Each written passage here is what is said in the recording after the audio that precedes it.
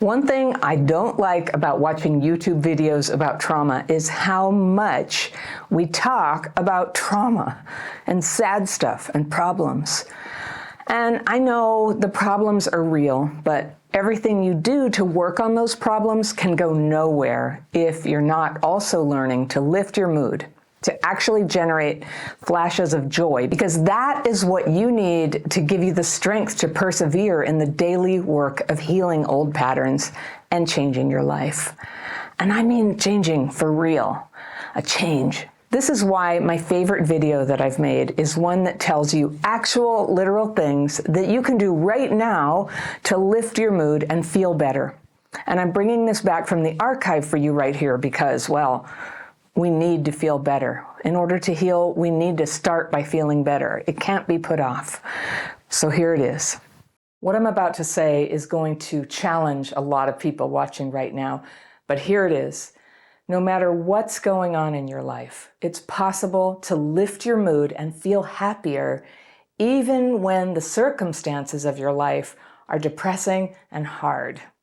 Now, you can't solve all your problems at once, but feeling at least a little bit better is the first step, getting the inner power that you need to come up a little bit so that you can start making changes in your life. With that little bit of healing, you'll be clearer about your next steps.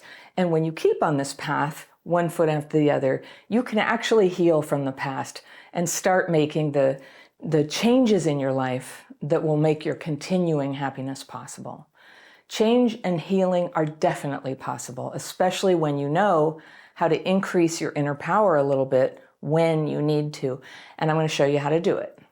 Now, saying that you can feel happier today is almost countercultural. A lot of people are invested in the idea that, well, there's the pessimist, the damage is done, happiness is gone forever, the world is a terrible place, and I've suffered all these losses. And I know that's true. I've suffered the losses too.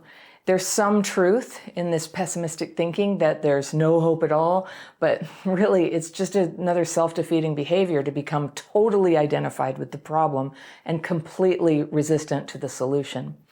And at the other end of the spectrum are people who say that suffering is just a state of mind and you just need to visualize your awesome reality. And well, that's just bypassing this inconvenient truth that healing your life actually does involve self-awareness and actual change. There's effort involved.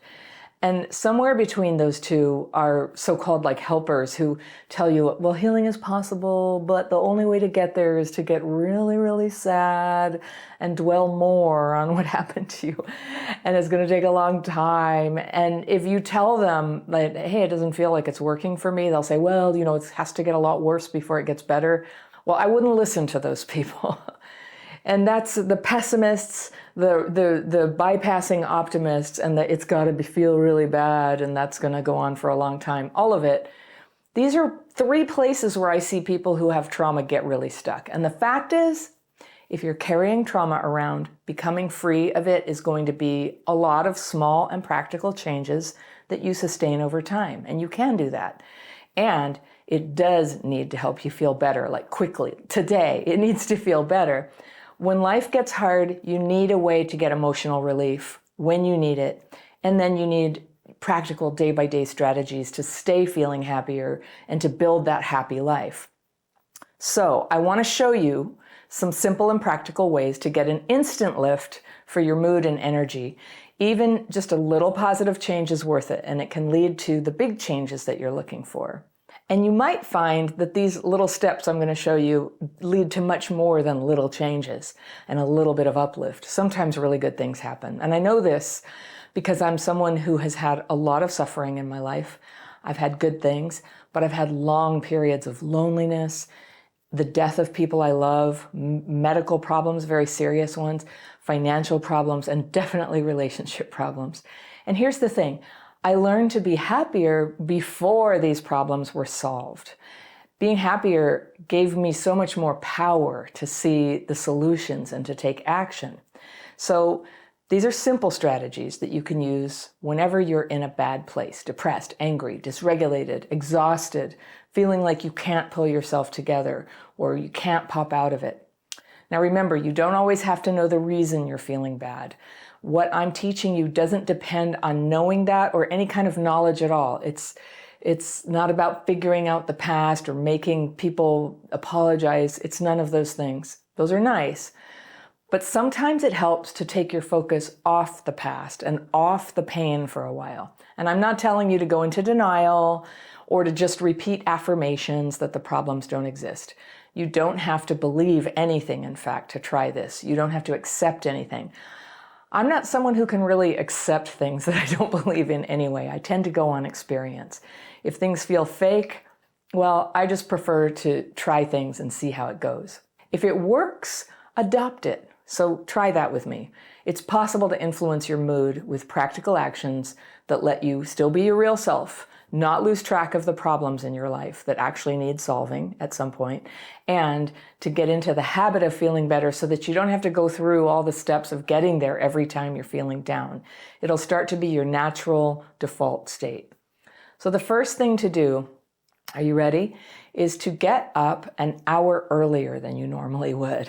And I can hear the chorus of people going, I can't do that. I already have insomnia. I work a late shift. And you don't have to take any of my advice, and you don't have to do any of one particular thing in this list of things I'm going to give you. But I am going to say you can get up earlier. And yes, you might be a bit tired in the afternoon, but it's a good way to reduce the stress that makes mornings such a vulnerable time for overwhelm, for discombobulation, for dysregulation and depression. When you get up early and you get up out of bed, you're freeing yourself from both hurrying to get out of the house, which can be a major trigger for dysregulation, by the way, and you're freeing yourself from immobilization, where you stay in bed for too long after you wake up, which is like a big open door for depressed emotions. So get up an hour earlier, then get up out of bed. And what to do about being tired? Nothing. Being tired is not an emergency. Get a hot beverage if you enjoy that. I'm a coffee person. Maybe you are too, or you like something different, but get your beverage and then move forward to the second thing that you can do to feel happier, which is to do some writing. Now, some people write in their journals. I teach techniques that help you get your anxious and depressed thoughts out of your head and onto paper, which is different than journaling. If you want to learn my technique, you can always find the link to my free course called The Daily Practice down in the description section underneath all my videos. It's also on my website at Crappy Childhood Fairy, by the way. You can see everything that I offer there if you want to go there, crappychildhoodfairy.com. When you get your fear and resentment out of your head and onto paper, your mind gets a little vacation and your thoughts are free to happen. And maybe even inspired thoughts are going to visit you, not just a bunch of worrying and rumination, but constructive things that come to your mind. In my daily practice technique, there's a process to both name those negative thoughts and release them, or ask for them to be removed if you have a higher power, which I do. And it's so important that you don't write these fears and resentments as a form of ranting. Just, I hate this, I fear this, I fear resent that, but more as a process for naming and releasing those thoughts that are otherwise spinning the hamster wheel of doom in your mind. Hamster wheel of doom, do you have that? So you may relate to the fact that I wake up irritable and anxious sometimes, which is a complex PTSD thing. So this practice is important for me. It brings emotional fresh air that empowers me, and it empowers me to have a fruitful and productive and happy day.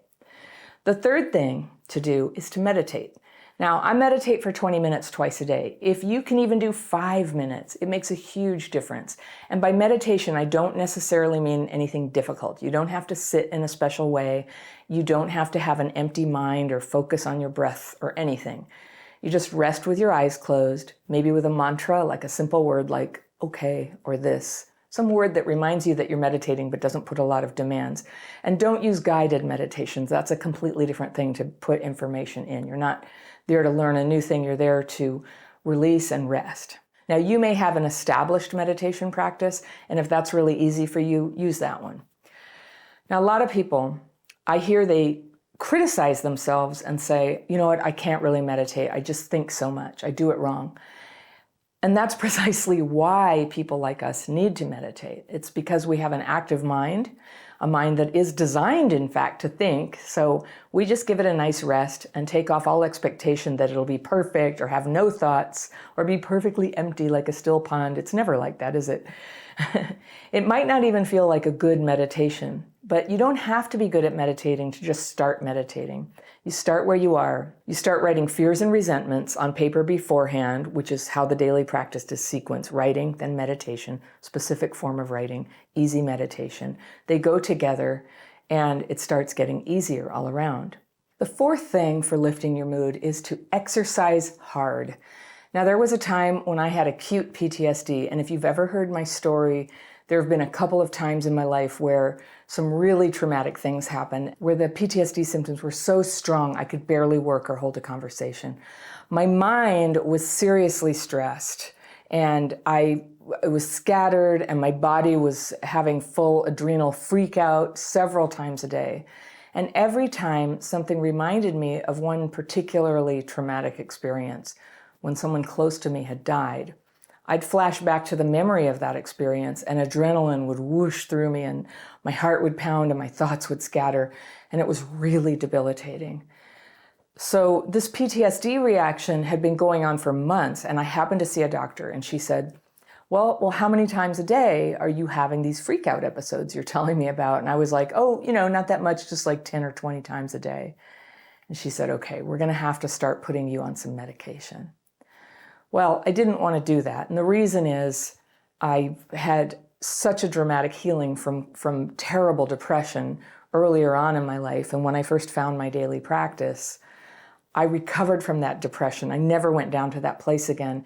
And I felt like I'd gone from such a chaotic mental state to such a good one. I really have not wanted to mess with psychoactive drugs, lest I go back to that place where I thought I would never get out of. And so I try to avoid antidepressants. So I didn't want to do it.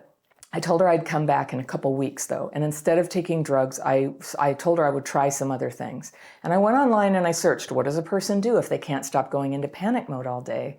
And one thing suggested was to go exercise hard. And lo and behold, it worked. I couldn't believe the doctor never mentioned this to me, but I figured it out for myself.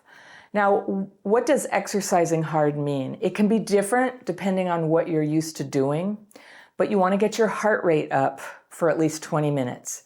If you're able to run, that's really good. If that's more than you can do, you can walk for 20 minutes. If you can walk briskly, all the better. If you can walk for an hour, that's a good thing too. When you're in the middle of a life crisis, give yourself a good bit of exercise. Walk till it tires you out. If you're not able to walk, do what you can to get your body moving and your heart rate just gently up for a while. And if you can do that in nature even, that's better. I'm sure you have had experience with how good that feels. So that's why number 5 is to do your exercise or do anything at all outside. Go outside. Outside is where the sun is on you, and even if it's cold or wet weather or gray, your brain likes to know what's going on outside. What day is it? What season is it? You're like a little cat in the window. Hey, what's going on? This is part of neurological regulation. And so being outside helps you get regulated and calibrated and feel normal in your body, which helps you sleep normally and feel hungry at the right time. And normal sleep and normal eating aren't always easy for traumatized or depressed people or people who have gone through a big shock. But this can help nudge you in the right direction. And of course, the daylight is powerful medicine to move that depression away, to cue your brain. It's time to feel better. It's time to come out of it and to talk to your nervous system and coax it into normal rhythms. Now also, if you're going to walk or run, it can be nice to do it instead of on a treadmill, to do it on a natural surface like up and down on the curb or on the sidewalk or on a dirt road where there's a little bit of unevenness, because your brain likes that. It likes that little bit of a challenge. It likes to sense the changes on the surface and balance you and feel like it's a little bit slippery here, so you slow down, and here it's downhill. And those little changes in your perception of space, they feel good to your nervous system. So much of what's going on with complex PTSD, especially when you're struggling with your mood or feeling physically deadened, is that there's dysregulation going on in your brain and nervous system and emotions, and it makes everything harder and clunkier and duller. So people who are traumatized as kids are extra prone to dysregulation. Luckily, we all instinctively know how to re-regulate. It's not always easy when you're feeling stressed and sad, but the techniques I'm teaching you will help you get re-regulated faster and stay regulated more of the time. Number 6 is to do your movement in a group if you can. Movement together with other people. Other people, I know they're so triggering, right? But hanging out with them can be very therapeutic, even if you're not talking to them. When you're following verbal instructions like you do in a kickboxing class or ballroom dancing or yoga, where the instructor is calling out, okay, now put your right foot over here, left kick, or twirl to the right, and everybody twirls to the right. They don't know why exactly yet, but it amplifies the beneficial effect of the movement that you're doing it together with other people. And hearing and responding with your body to the verbal instructions left and right also accelerates your recalibration and the re-regulation of your brain. And it brings you out of that PTSD fog. And there's a center line in your body. And so one of the things you can also do is use exercises that cross that line. So instead of just, put my right hand out, I put my right hand on my left shoulder, and there's just a little boost of amplification to the re-regulating effect of that movement. It's helpful. So number 7 is to eat some protein with every meal. Overeating, and particularly sugar and high carb processed food, is very strongly correlated with complex PTSD. Part of it is we just need to grab something easy, but part of it is also there's an emotionally numbing effect from carbing up like that. A lot of breakfast foods like toast and donuts and cereal are just pure fast carbs, and they will take your energy and they'll whoosh them up and then they'll crash them down. And anything that's making your hormones, and hormones are what govern your digestion and your hunger and your sense that it's time to eat. So anything that's making your endocrine system, your hormones spike up and then crash down, then that tends to be a little triggering for PTSD symptoms as well.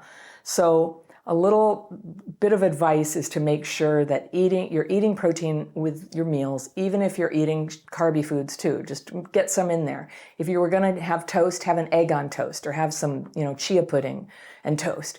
If sweets and carby foods tend to trigger overeating in you, you might want to check out the food plan I follow, which is very flexible, whether you're vegan or a carnivore, whatever you are. It's a way of eating that helps minimize the spikes in insulin and helps restore your leptin levels, which is the hormone that responds to insulin. That program, they have a food quiz, food susceptibility quiz. It's called Bright Line Eating. The link to the food quiz is down in the description section below, very near the bottom. You can take that quiz and find out if you have a very common trauma symptom where you're highly susceptible to kind of addictive eating of high carb foods. It would explain a lot, right?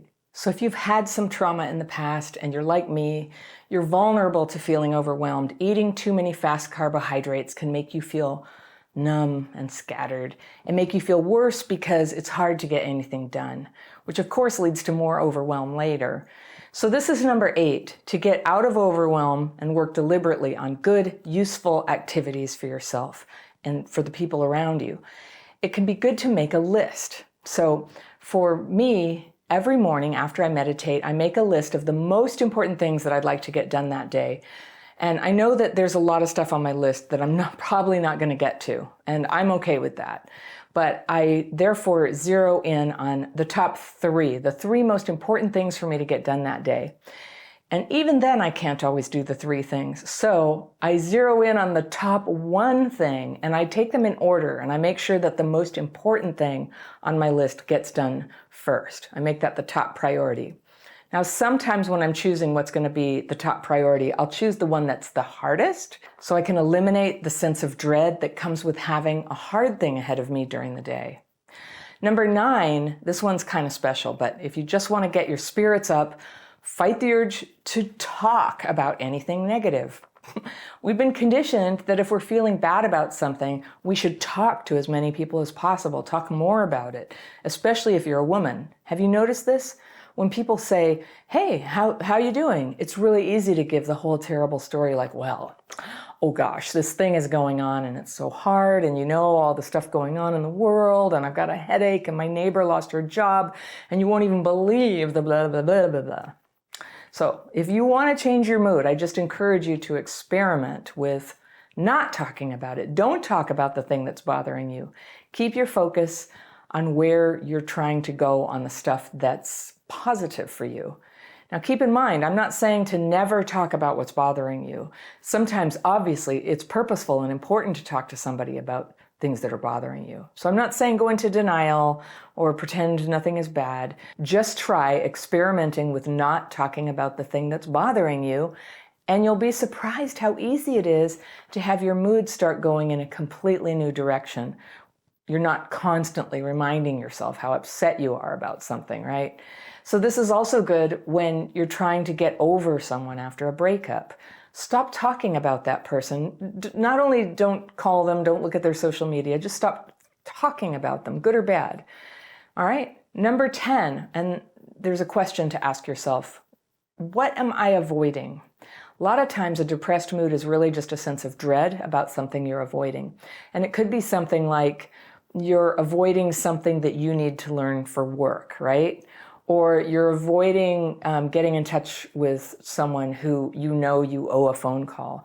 Or you're not taking care of a problem that needs your attention, like you have a kid who is falling behind in school and you haven't dealt with it. It brings you down. You might be avoiding a task that you need to do and it's bothering you. And I'm sure you've noticed that it can ruin all your free time, worrying about it or procrastinating on it while you think about doing it, but you don't do it. So you can write, what am I avoiding? Make a list and see if you can find the next right action for you to take there to give yourself that good feeling of accomplishment, knowing that you're taking care of your life, you have integrity. And finally, this is my favorite part. If you really want to have a good day, find something kind that you can do for somebody where they won't find out who did it for them. If they find out, you don't get to check it off for that day, having done your good deed. It's a secret that you have. The reason I say do this secretly is because if there's any chance that you're going to get credit or be thought of as this really nice person, it can sometimes dilute the beneficial effect, the deep benefits of doing a kindness for someone.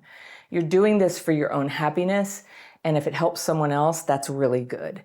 If you can call somebody who you know is having a hard time, make that phone call. You can put your neighbor's empty trash cans back in their driveway after pickup. You can go put a few quarters in somebody's parking meter when you see it's expired. If you can't afford to pay for other people's parking, you can give someone a kind word, and this is the best one. You can just say, you know what, you're doing a great job, or you can compliment them and say, the way that you just explained that to somebody was so clear. You have a knack for that. Be real with them. Don't make stuff up. If it's appropriate to put a hand on their shoulder, it isn't always, but if it is, that can make the kindness of your words feel even stronger and more impactful. The point is to pay attention to what other people have done that is deserving of a compliment and just give that to them. People need it far more than you realize. When you do that, you become an agent of good, which is really what you're made for. Life feels good when you remember this, and you remember it by acting like it, even when the motivation isn't really there at first. You don't wait to be motivated. You can just go through the motions, and the benefit comes to you. Even when you're sad, the good things that you do could have a big impact on someone else who is suffering, and that counts too. When you witness their spirits come up, your spirits can't help but brighten up too. Do you wish you wrote down all these points? I have something for you. It's a free PDF and you can have a copy. You can download it. I list these 11 points. It's a download called 11 Tips to Feel Happier Today. You can access that right there, and I will see you very soon.